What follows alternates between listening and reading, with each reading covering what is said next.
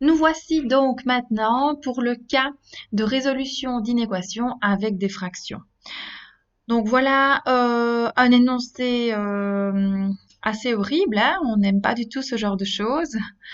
Donc il y a bien des fractions un peu partout. Quand il n'y a pas de fraction ici, n'oubliez pas qu'on peut toujours ajouter un dénominateur 1.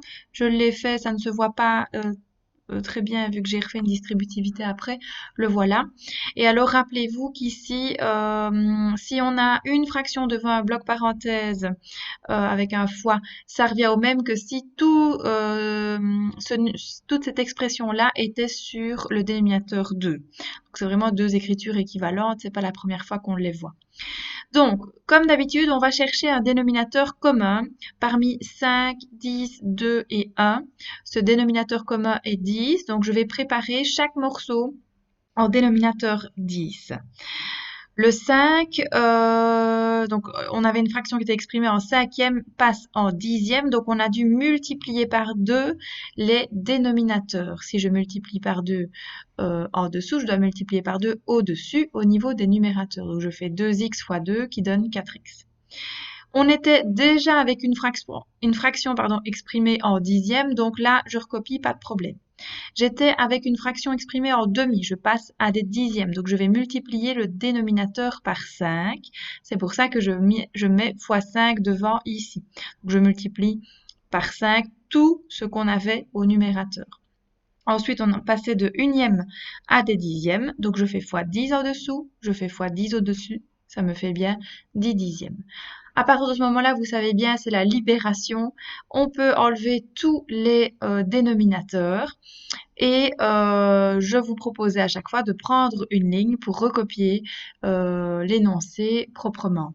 Alors, on a 4x qui reste là et ne devez pas oublier que quand il y a un moins devant une grande barre de fraction, ce moins agit comme un moins de suppression de parenthèse précédé du signe moins.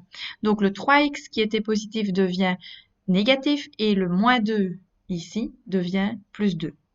Ici, on a affaire à une distributivité simple, donc 5 fois 5x, 25x, 5 fois 2, 10, et le plus 10 est recopié tout seul. À ce moment-là, on est encore plus content parce qu'on arrive vraiment vers des inéquations de base. Je vais rassembler toutes les expressions algébriques à gauche et je rassemble toutes les expressions numériques à droite. On n'oublie pas que le but, c'est d'avoir x isolé dans un des deux membres de l'inégalité et je vous ai dit que je choisissais d'office le côté gauche. Le 24 gêne, il est accroché avec un fois caché, donc il va devenir diviseur. Attention, j'ai mis un attention en orange, je vais diviser par un nombre négatif. Donc, le sens de l'inégalité change à l'endroit où je divise par un négatif. 18 sur moins 24, ça nous donne 3 quarts. On n'oublie pas de toujours travailler avec une expression simplifiée au maximum. Alors, je vais placer pour la représentation des solutions moins 3 quarts sur ma droite graduée ici. Voilà. Alors, je suis face à un symbole qui ne comporte pas d'égalité. Donc, la boule de moins 3 quarts est une boule rouge.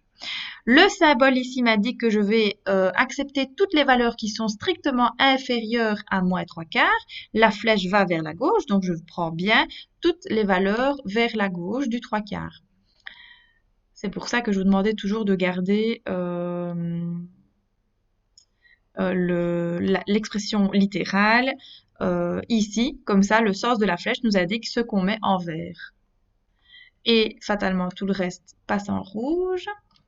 Il me reste à traduire algébriquement cet ensemble de solutions. Donc je vais accepter tout ce qui est en vert. Je ne sais pas où je commence.